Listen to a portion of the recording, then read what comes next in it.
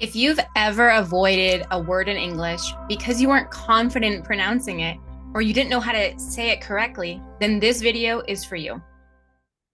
This week, I had a class with one of my students, and during the class, he said something that really broke my heart.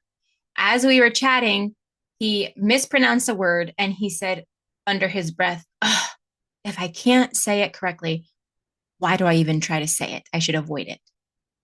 And he's not alone, and you're not alone. I hear versions of this all the time from my students. Highly intelligent people, people with years of experience, education, and so much to contribute. But they start changing the way they speak, avoiding, because they don't trust their pronunciation. And so the problem is not necessarily the pronunciation. The problem is that English learners aren't practicing pronunciation the most effective way.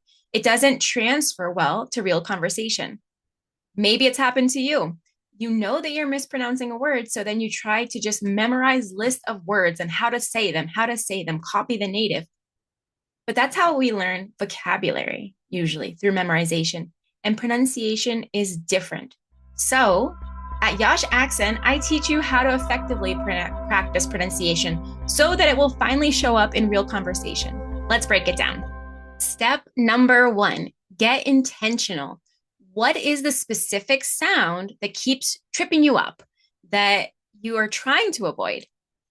For example, a lot of my students struggle with the th sound. They say think instead of think, or they say that instead of that. So how do we practice this? After we've gotten intentional, we've chosen the sound, then this is what we do. Number 2, we focus on the mouth mechanics of that sound by itself. So with the TH, you get your tongue out, right to your finger. Yes, it's going to feel a little strange, but you get it out and you practice by itself. Th, th, th, th, th, th, th, th, z, z, th, th, th. So you're giving your muscles an opportunity to feel comfortable with this sound. Third, you take that sound and practice it in isolated words. Think, think, think, think, that. The TH is at the beginning, but it also comes in the middle of words, right? So mother, father, gather. And at the end of words, math, breathe, wealth. Okay, now that I have those words, I move into using those words in sentences.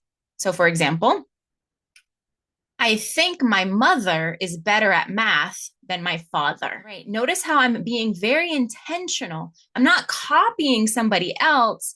I am taking the sound and building on it. All right. So after you've done those 4 steps, what comes next? Okay. This whole time, you should actually be recording your voice. Why? Because sometimes we are unaware of the mistakes or where it is that we actually need to focus our energy. Maybe we just can't hear it. But when you record your voice and you listen back, you are now not in the speaking mode. Now you're using a different skill set so you can hear it.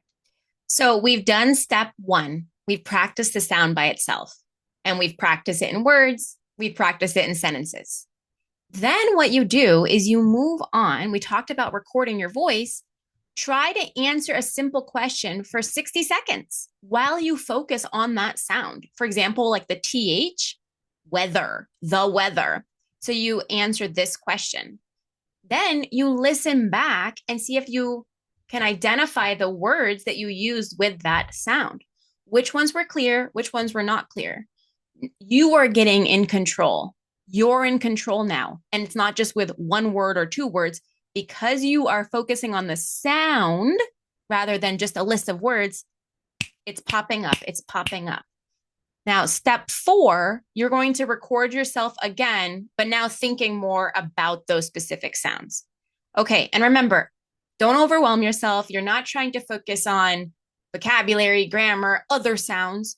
Be intentional about this one sound. You're helping your brain learn how to focus, and that will make it more natural for you. That's how you create a habit. And then this habit will help you when you're in a conversation.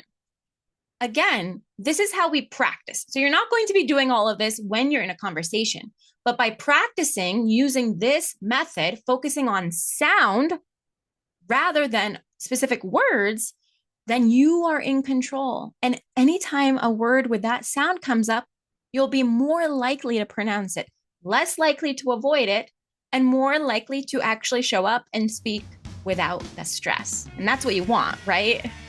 You remember the steps of how to effectively practice pronunciation? If not, just rewind, watch it again, and remember, pronunciation training isn't about erasing your accent or erasing who you are. It's about giving you the tools so that you are in control of your speech, so that you can speak in a way that communicates your true self with clarity and confidence.